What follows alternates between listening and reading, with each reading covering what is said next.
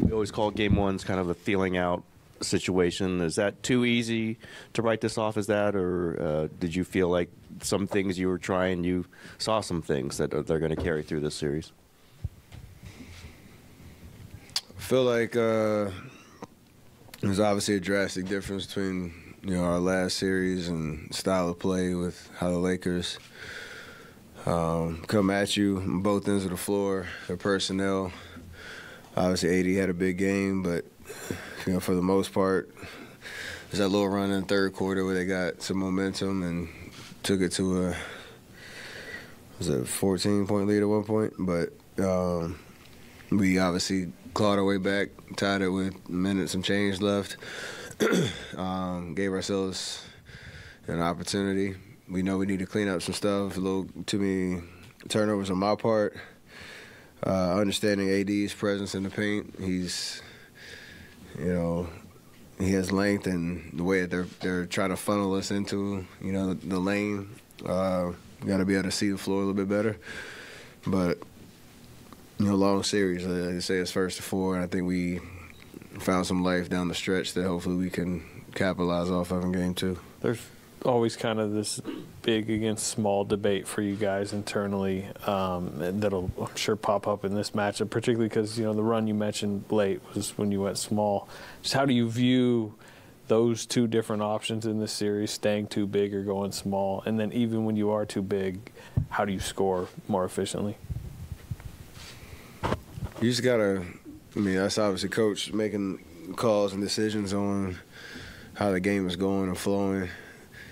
If we can rebound, going small is to our advantage. There's probably 3-4 possessions where you can see we got to stop, we got to rebound, we got to push. Somebody was open, and that's kind of how we like to play. If it's traditional and the way that they're playing us, we just got to be a little bit more organized in terms of our overall spacing. And like I said, respect how they're trying to guard us and where they're trying to push us on the floor. Excuse me. And just make the right reads. I got my shot block, I think, 3 or 4 times trying to get little floaters off because you get one step too deep. And that's just an adjustment that you got to make. And, we'll be a lot better, a lot more organized on that front in game two. Steph, this is the 23rd time you and LeBron have faced each other in the postseason, or LeBron has faced, you're the core of your team. He just said it feels historic. I'm just wondering, how was it for you to play him? Obviously, this is the first time you played him at Chase, different team, but just how was the experience of seeing him again in the postseason? You have to reflect on everything that we've all gone through since the 15 finals, and just appreciate the opportunity to have another chapter in that battle, in that competition. Obviously, once the ball drops, it's a different feel, just based on how the Lakers play versus the old Cavs teams, and even just the different style that he's playing a little bit. He's, trying to come at you a little differently, space you out a little bit. He's shooting a lot more threes and stuff like that. It's just a little different vibe. But there is a reflection of just how, awesome and special this battle is. And the fact that we get to do it again. We want to come out on top, and it's going to be a fun series all the way around, but there is a moment of reflection for sure, just how cool this is, all these years later. Quick follow-up to that one before I ask you another one, but what was going on when he was walking with you to the sideline when you were coming out of the game? Was that just a conversation, or was he trying to sneak onto your bench or something? He walked all the way down the court with you. Nah, he was just joking around about having to guard me all the way till I got to the bench. And also, what did you think about Jordan taking that shot? You were getting doubled. It was early. You did have a timeout. You fine with that shot? For sure. I know he made 6 of them tonight. And we talked about a little bit about certain adjustments we need to make throughout the course of the game to keep creating good looks. But it was decisive. It was, a shot he was open and flow. And considering how they guard us on that possession, trapping me at the half court, Draymond swinging it over to him, it's kind of in rhythm shot. But I'm sure he felt pretty good about it. That's why he shot it. There's no kind of regrets on that. It's just make or miss type situation. A lot of trust in him and his ability to put the ball in the basket. Steph, so Lakers attacked the ring a lot. They got 25 free throws. So how would you guys to make an adjustment to control the foul trouble?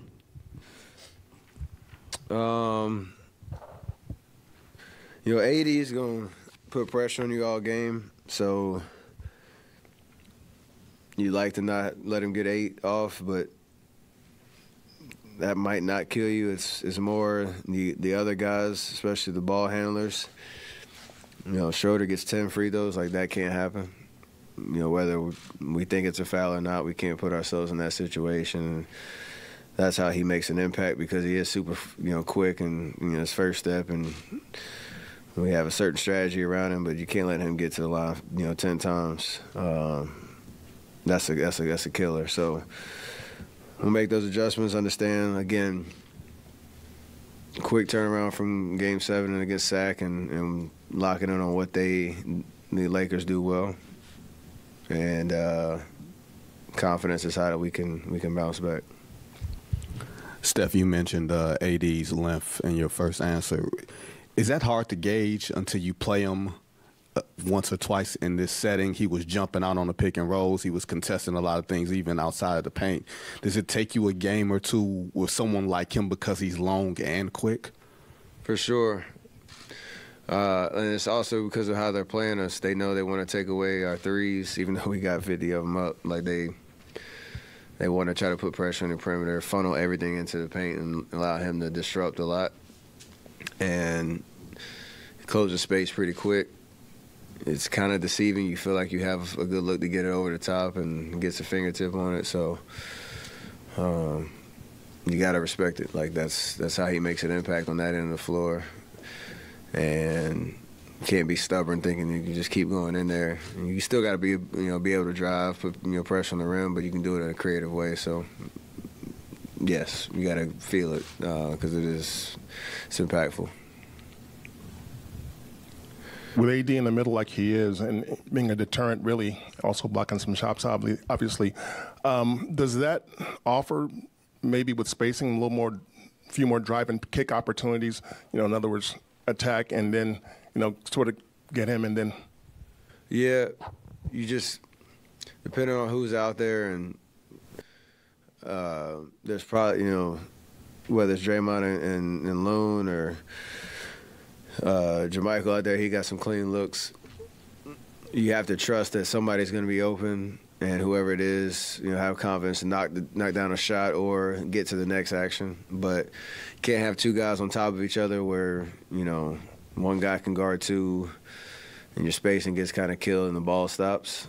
That's what they want, and I think a little bit in the third quarter, that's what kind of happened to us. And we figured it out a little bit in the fourth and kept putting pressure on us, how we got back in the game. But we got to do that from the jump in Game 2 to give ourselves much more flow on offense. Hey, Steph, I talked to George Kittle after the game, asked him about that Looney jersey he had on. He says, yeah, Looney is a bona fide tight end. So my real question to you is, what are we going to need from you, Looney, the rest of the way, and kind of talk about his performance tonight and what he's done to help you get to where you are now? More of the same with Loon. He's unbelievable. 20-plus rebounds again, killing it on the offensive glass, just giving us extra possessions and, that physicality in the paint. So just more of the same. I love, the way that he's playing and the way that he's impacting the game. And obviously he understands he has a tough matchup with AD, and AD's going to get his points. He's an unbelievable offensive talent, but just making it tough on him. And we got to help him, try to secure some more of those rebounds and give him some support down there. But he's doing an amazing job. So I'm not up here to give Loon any more advice. He's doing it perfect. Great. That's it. Thank you. Appreciate that, Jeff.